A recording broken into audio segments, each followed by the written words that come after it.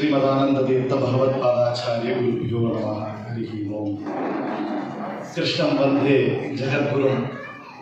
உடுப்பி கனியூர் மட்டாதீஷர் ஸ்ரீ ஸ்ரீ வித்யாவல்லபதீர்த்த ஸ்ரீபாதங்கள் அவருடைய 34வது சாதுர்மாசிய நிறைவு விழா இந்த ஒரு ಸಮಯದಲ್ಲಿ ಸ್ವಾಮಿಗಳ ಪಾದಾರವಿಂದಗಳಲ್ಲಿ ಅನೇಕ ಕೋಟಿ ನಮಸ್ಕಾರಗಳನ್ನು ಮಾಡುತ್ತಾ மேடையில் வீற்றிருக்கும் சிறப்பு விருந்தினர் ஸ்ரீ அண்ணாமலை அவர்களுக்கும் ஊவே வெங்கடேஷ் அவர்களுக்கும் சற்று முன் காதிற்கினிய கான கச்சேரியை நிகழ்த்திய திருமதி நித்யஸ்ரீ மகாதேவன் அவர்கள் குழுவர் அவர்களுக்கும் என்னுடைய வணக்கத்தை தெரிவித்துக் கொள்கிறேன். சபையில் இருக்கிற ஆண்டோர்கள் பெரியவர்கள் எல்லோருக்கும் கூடிய என்னுடைய வணக்கம். ஸ்ரீ பட்டாபிராம கிருஷ்ணா சேரிட்டிஸ் பலிமாறுமட்டு சுவாமிஜியினுடைய 34வது சாதுர்மாசிய நிறைவு விழா நடத்திட்டு இருக்கு. கிருஷ்ணம் வந்தே ஜெகத்குரும் இந்த தலைப்பு எவ்வளவு நல்லா பாருங்க. இன்றைக்கு எந்த ஒரு தினம்னா நம்முடைய ஆன்மீக குருவிற்கு நாம் வந்தனம் செய்யக்கூடிய தினம் ஒரு வியாச பௌர்ணமி. அப்படின்னா நமக்கு கல்வி கண்ணை திறக்கக்கூடிய ஆசிரியர்களுக்கு நாம் வந்தனம் செய்யக்கூடிய தினம் ஆசிரியர் தினம். அந்த ஒரு ஆசிரியர் தினத்திலே நம்முடைய சேரிட்டி இன்னைக்கு நல்ல குருவிற்கு வந்தனம் தினமாக நம்மளுக்கு தேர்ந்தெடுத்திருக்குன்னா அவ்வளவு பொருத்தமான ஒரு தினமா இருக்குன்னு பாக்குறோம். ஏன்னா நம்முடைய சனாதன தர்மத்திலே குருவிற்கான முக்கியத்துவம் ரொம்ப முக்கியம். மாதா பிதா குரு தெய்வம் அப்படின்னு நம்ம சொல்லிடுறோம். ஒரு குழந்தைக்கு முதல் குருனா தாய். அந்த தாய் தான் தந்தையை காண்பிக்கிறாள், அந்த தந்தை குருவை காண்பிக்கிறாள், அந்த குரு தான் நமக்கு கடவுளை காண்பிக்கிறார். அதனால நம்முடைய சனாதன தர்மத்தினுடைய குரு வந்தனம் அப்படிங்கிறது பிறந்ததிலிருந்து ஆரம்பிக்கும். அப்படி அப்பேற்பட்ட அந்த குரு வந்தனத்திற்கான ஒரு தினம் இன்னைக்கு ஆசிரியர் தினமாக இருக்கு.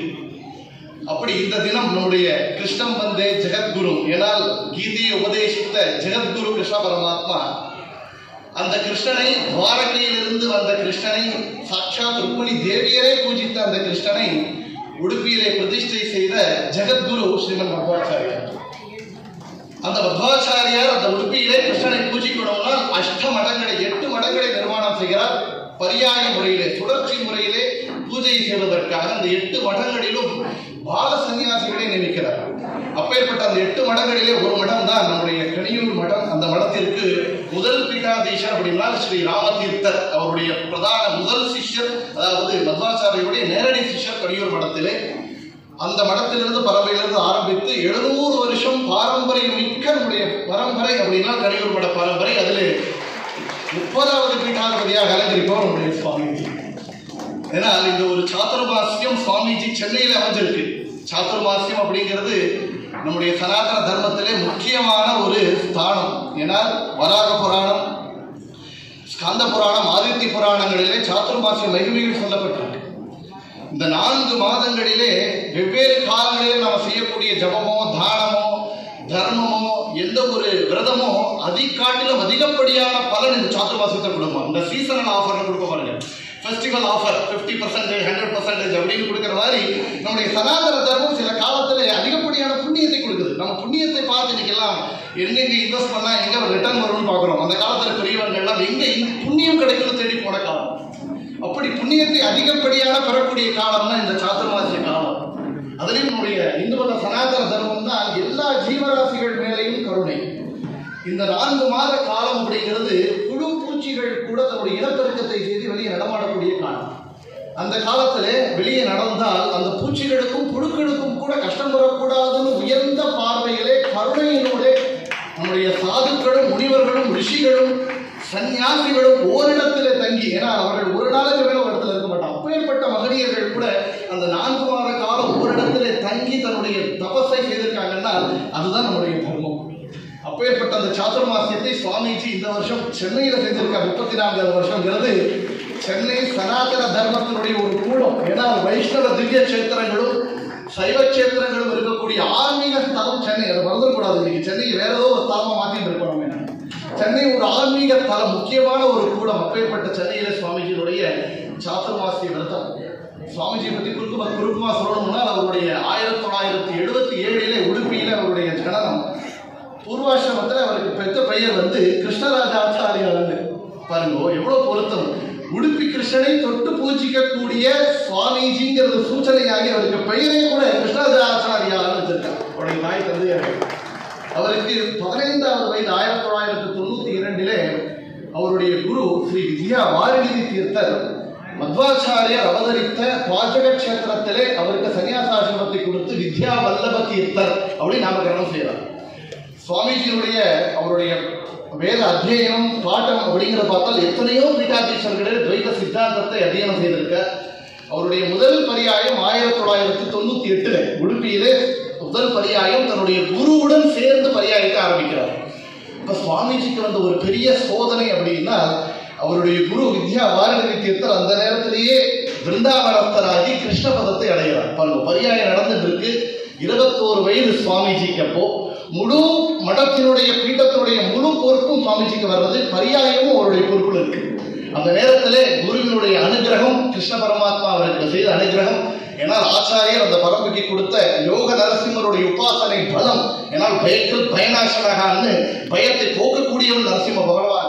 அவருடைய அனுகிரகத்தினால இந்த சாதுர்மாசியத்தை மிகச் சிறப்பாக முடிக்கிறார் சுவாமிஜி. அந்த அவருடைய குரு பக்தி அந்த சாதுர்மாசியத்தை தன் குருவிற்கே சமர்ப்பணம் செய்கிறார். 1999 சுதாமங்கலத்தை அவருடைய பரமகுரு வித்யா சமுத்திர தீர்த்தருடைய பாதார விந்தங்களிலே விருந்தாவனத்திற்கு சமர்ப்பணம் செய்கிறார். அவருடைய குரு பக்திக்கு இன்னொரு முக்கியமான அடையாளம்னா, எந்த ஒரு இடத்திலே அவருடைய குரு அவருக்கு சன்னியாசாசிரமத்தை கொடுத்தாரோ அந்த பாஜக கஷேத்திரத்தில் இருக்கக்கூடிய மத்வாச்சாரியாருடைய இல்லம் 700 வருஷம் பழமையானது. அந்த இல்லத்தை முழுமையாக சீரமைப்பு செய்து இன்னைக்கு போய் பார்க்கணும். நீங்க பாஜக கஷேத்திரத்துல எப்படி நம்ம திருப்பதி போல வராக சுவாமியை பார்க்கணும், ஸ்ரீனிவாசனை பார்க்கணும்னு சொல்றோமோ, அதே போல உடுப்பி கிருஷ்ணனை தரிசனம் பண்ணா கண்டிப்பா பாஜக கஷேத்திரத்துல மத்வாச்சாரியர் இல்லத்தை பார்க்கணும். இன்னைக்கு போய் பார்த்தா அது எப்பேற்பட்ட பூமியாக இருக்குன்னு பார்க்கணும். அப்பேற்பட்ட நல்ல பெரிய காரியம் சுவாமி அவருடைய குரு பக்தியை காமிச்சிருக்காரு. சுவாமிஜியுடைய முக்கியமான இன்னொரு விஷயம் அப்படின்னா அவருடைய பக்தி பிரச்சாரம். பாருங்க, அவர் அந்த சாஸ்திரங்கள்ல 2 நமக்கு கேட்பதை கொடுப்பது. ஒன்று காமதேவம், இன்னொன்று கற்பக விருட்சம். இந்த கற்பக விருட்சம் எப்படின்னா இம்மொபைல் சார், அது இருக்கிற இடத்துக்கு போய் வேண்டுனா நம்ம வேண்டதை கொடுக்கும். காமதேவம் அப்படின்னா மொபைல், நம்ம இருக்கிற இடத்துக்கே வந்து கொடுக்கும். அப்படி சுவாமிஜி நாம போய் உடுப்பியில் அவர் தேடி போய் பார்க்க முடியாட்டின்னு இந்த சாதுர்மாசியத்திலே நம் பூமிக்கு வந்து சென்னையிலே காமதேனுவாக வந்து அனுகிரகம் செய்திருக்கார். ஏன்னா பாரத தேசத்தை பூர்த்தியாக யாத்திரை மேற்கொண்டு இதுவரை 7 முறை பத்ரி வரை யாத்திரை மேற்கொண்டவர். அங்கிருந்து அந்தந்த பிராந்தியங்களிலே போய் அந்த பக்தர்களுக்கெல்லாம் அனுகிரகம் புரிந்தவர். அதே போல எந்த ஒரு இயக்கமும் வந்து பிரசித்தியாகணும் வளரணும்னா பிரான்ச்சஸ் நிறைய இருக்கணும். ஒரு பேங்க் வளரணும்னா பிரான்ச்சஸ் இருக்கணும். அப்படி சுவாமிஜியுடைய ஒரு பெரிய காரியம்னா பெங்களூர், ஷிமோகா போன்ற இடங்களிலே கனியூர் மடத்தினுடைய கிளையை உருவாக்கிய நம்முடைய சுவாமிஜி. அது ஒரு பெரிய காரியம் இந்த இடத்துல சொல்லணும். அதே போல சுவாமிஜியுடைய 2வது பரியாயம் 2014 உடுப்பியில் நடக்கிறது. நம்முடைய அயோத்தி பிரதிஷ்டைக்கு முக்கிய காரணமான விஸ்வேஷ தீர்த்த ஸ்ரீபாதர் அவருடைய பிரவச்சனத்தில் எப்போதும் ஒன்று சொல்வார். மத்வாச்சாரியார் தன்னுடைய 2 விரல்களை தூக்கி வச்சிருக்காரு. இதுக்கு என்ன அர்த்தம் அப்படின்னு, அது 2 அம்ச திட்டத்தை குறிக்கிறது அப்படின்னு. என்ன 2 அம்ச திட்டம்? ஒன்று மகேசனுடைய சேவை, இன்னொன்று மக்களுடைய சேவை அப்படின்னா. ஜனங்களுடைய சேவை, ஜனார்தனுடைய சேவை. சுவாமிஜி தன்னுடைய பரியாயத்தில் 2014 பார்த்தோம்னா தினப்படியாக கிருஷ்ணனுடைய பூஜை, பாட்ட பிரவச்சனங்கள், உபன்யாசம், பக்தர்களுக்கு அருளரை எல்லாம் செய்துட்டு இருக்கார். ஒரு பக்கம் மகேஷனுடைய சேவை, இன்னொரு பக்கம் பார்த்தோம்னா ஆரோக்கிய நிதிங்கிற ஸ்கீம் மூலமாக financial support to the deserved people, அதாவது எல்லாருக்கும் நிவாரண நிதி, மருத்துவ நிவாரண நிதி கொடுத்தவர். இன்னொரு பக்கம் பார்த்தா அக்ஷய பாத்திரம்ங்கிற ஒரு ஸ்கீம். சார் எப்பேற்பட்ட புண்ணிய பாருங்க, உடுப்பிங்கிறது அன்ன பிரம்மம், அன்னதானம் செய்யக்கூடிய ஒரு முக்கியமான ஸ்தலம். அதுல அந்த பிராந்தியத்தில் இருக்கக்கூடிய 130 பள்ளிகளில் இருக்கக்கூடிய 30,000 ஸ்டூடெண்ட்ஸுக்கு தினப்படியாக மதிய உணவு உடுப்பி கிருஷ்ணபுரத்திலிருந்து கிருஷ்ணனுடைய பிரசாதமாக கர்நாடக அரசுடன் ஏன் சேர்த்து கொடுத்திருக்காங்க. எப்பேற்பட்ட மகா காரியம். அதே மகேஷன் சேவை, மக்களுடைய சேவைங்கிறத பார்க்கலாம்.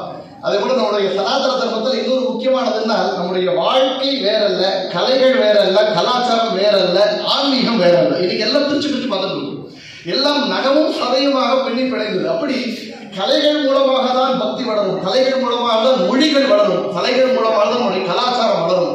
அதனால அந்த கலைகளை அவருடைய பரியாய காலத்தில் பார்த்தோம்னா தினப்படியாக பெரிய வளராத கலைஞர்கள், வளரும் கலைஞர்களை கூட அங்க அழைத்து ஊக்குவித்து கிருஷ்ணனுடைய சன்னிதானத்திலே அங்க பர்ஃபார்மன்ஸ் செய்ய வச்சு ஊக்குவிச்சிருக்காங்க.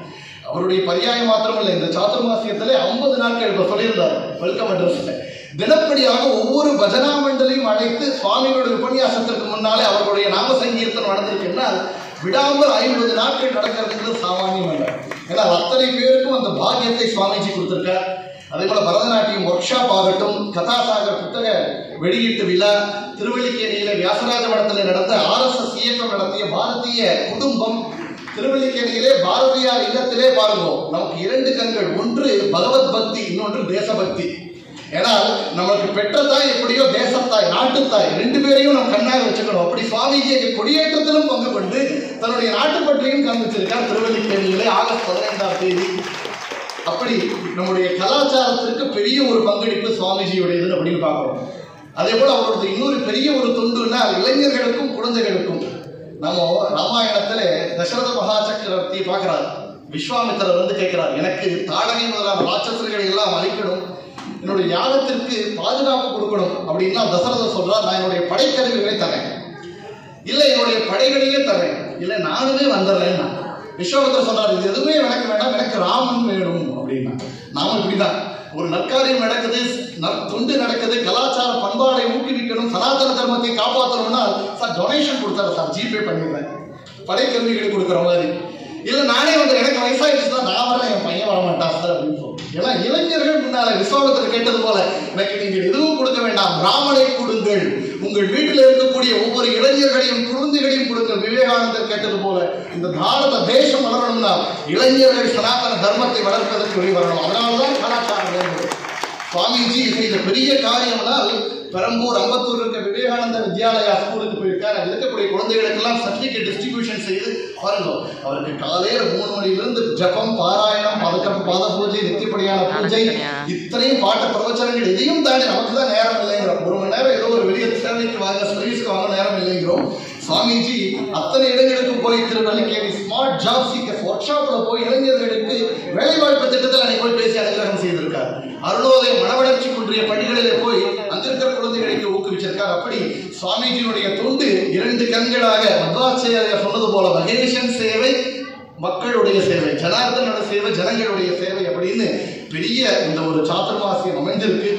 தானம் தவம் 2ம் தங்காவியன் உலகம் வானம் வழங்காது நின்றார் வள்ளுவர். வானம் எப்போது வழங்கும்? தானம் தவம் இருந்தால் வழங்கும். இது 2 இருக்கணும், இருந்தால்தான் மழை பெய்யும். ஔவையார் ஒருபடி மேலே போயிட்டார். தொண்டு உலகில் நல்லார் ஒருவர் உடனே அவர் பொருட்டு எல்லோருக்கும் பெய்யும் மழை. செப்டம்பர் மாதம் வந்தப்பறம் வெயில் அடிக்கிறது. ஆனால் நேற்றுக்கு நல்ல மழை பெய்ஞ்சது இருக்குன்னா சுவாமிஜி மாதிரி ஒருத்தர் இன்னைக்கு சென்னையில் இருக்கிறதுனால, நல்லார் ஒருவர் உடனே தவம் செய்யக்கூடிய மகனீர் இருப்பதனாலே அந்த சென்னையில் மழை பெய்யுதுன்னு அப்படின்னு பார்க்குறோம். அவருடைய சாதுர்மாசியம் இந்த சென்னையில் அமைஞ்சிருக்குன்னா நாம் எல்லாம் பாகியம் செஞ்சிருக்கோம். அவருடைய 34வது சாதுர்மாசியம் சென்னையிலே. அப்பேற்பட்ட சாதுர்மாசியத்தை கைக்கொண்ட குருவினுடைய பாதார விதிகளிலே அனைவருடைய நமஸ்காரங்கள் நாம் அடுத்தால் இங்கே அவையிலே வீட்டிற்கும் சிறப்பு விருந்தினர்கள் எல்லோருக்கும் என்னுடைய வணக்கத்தை தெரிவித்துக் கொண்டு, ஆண்டோர் பெரியவர்கள் எல்லோருக்கும் கூட என்னுடைய வணக்கத்தை தெரிவித்துக் கொண்டு என்னுடைய உரையை பூர்த்தி செய்கிறேன். கிருஷ்ணம் வந்தே ஜெகத்குரு கிருஷ்ணார்ப்பணம்.